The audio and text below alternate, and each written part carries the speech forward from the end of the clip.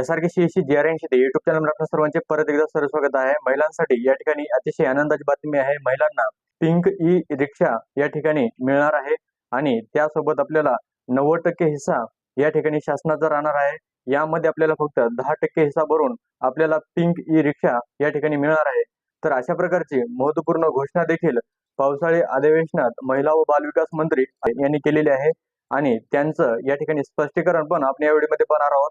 तर व्हिडिओ शेवटपर्यंत पूर्ण पहा आणि चॅनलवर जर का नवीन असेल तर चॅनलला सबस्क्राइब करा आणि सोबत दिलेल्या बेल आयकॉन बटनावर क्लिक करा, जेणेकरून आपल्याला पुढीलही अपडेट वेळोवेळी मिळत राहतील। महिलांना अधिकाधिक आर्थिकरित्या सक्षम करण्याच्या दृष्टिकोनातून ही पिंक रिक्षा योजना ही प्रायोगिक तत्वावर 2024च्या कालावधीमध्ये साधारणपणे 8 जिल्ह्यांमध्ये सुरू करण्याच्या दृष्टिकोनातून पावलं उचलली गेली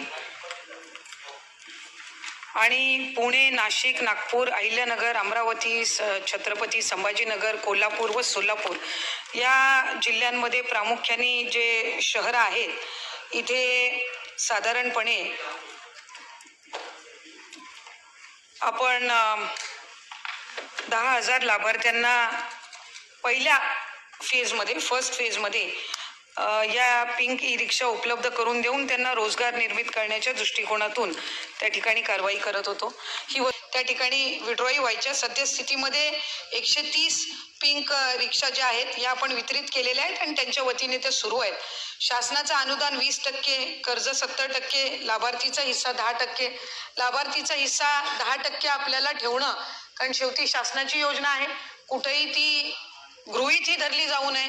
कारण ज्या वेळेला आपण त्यांना एक उत्पन्नाचं साधन देत असतो त्यावेळेला त्यांची त्याच्यामध्ये 10% का होईना इन्व्हेस्टमेंट असली की तितकी एक जबाबदारी आणि सातत्य हे त्यांच्यामध्ये सुद्धा राहतं, एक सिरियसनेस सुद्धा राहत असतं आणि या दृष्टिकोनातून ती त्या ठिकाणी करण्यात आली।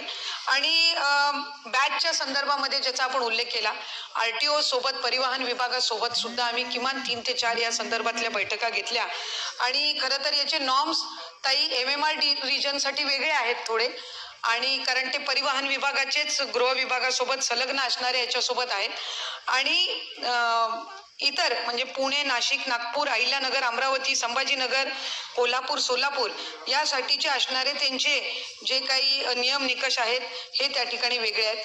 आम्ही प्रशिक्षणाची जबाबदारी ते पुरवठादार जी कंपनी आहे त्यांनाच टेंडरमध्ये आपण ही नमूद केलेली आहे, त्याच्यामुळे त्याच्यामध्ये ॲडिशनल कॉस्ट काही खर्च करण्याच्या दृष्टिकोनातून काहीही त्यांना त्याच्यावर तोही भार त्यांच्यावर लाभार्थ्यांवर पडणारा नव्हता। चार्जिंग स्टेशन सुद्धा पुरवठादार कंपनी आहे यांनी त्या ठिकाणी उभारण्याची ती सुद्धा तयारी त्यांनी दर्शवली आणि लाभार्थ्यांच्या ट्रेनिंगसाठी कुठलाही शुल्क हा आपण त्या ठिकाणी त्यांच्यावर आकारला नाही। आम्ही अधिकाधिक ही योजना प्रमोट करण्याचा म्हणजे अधिकाधिक ती प्रसिद्ध करण्याचा सुद्धा आम्ही त्या ठिकाणी प्रयत्न हा केला। ज्या लाभार्थ्यांनी ई पिंक रिक्षा जे 130 लाभार्थी आहेत ज्या आता तिथं त्यांच्याकडून ती रिक्षा घेतली गेली आणि चांगल्या पद्धतीनं ते चालवत आहेत, आमचा प्रयत्न आहे की पुन्हा एकदा या वर्षीच्या कालावधीमध्ये जरी 10,000 रिक्षांचं जरी ई रिक्षांचं जरी उद्दिष्ट असलं तरीही या आर्थिक वर्षामध्ये कॉन्सन्ट्रेट करून 5,000 महिलांना तरी या ठिकाणी तयार करून त्यांना या पिंक ई रिक्षा उपलब्ध करून देण्याच्या दृष्टिकोनातून विभाग प्रयत्नशील आहे। तर अशा प्रकारची महत्त्वपूर्ण अपडेट आपण या ठिकाणी घेतलेली आहे। अशाच प्रकारच्या नवनवीन अपडेटसाठी आपल्या YouTube चॅनलशी जोडले राहा। आपल्या YouTube चॅनलला लाईक करा, सबस्क्राइब करा आणि सोबत दिलेल्या बेल आयकॉन बटनावर क्लिक करा, जेणेकरून आपण शासकीय योजनांपासून वंचित राहणार नाही। तर लवकरच भेटूया एका नवीन अपडेटसह, नवीन माहितीसह। तोपर्यंत धन्यवाद।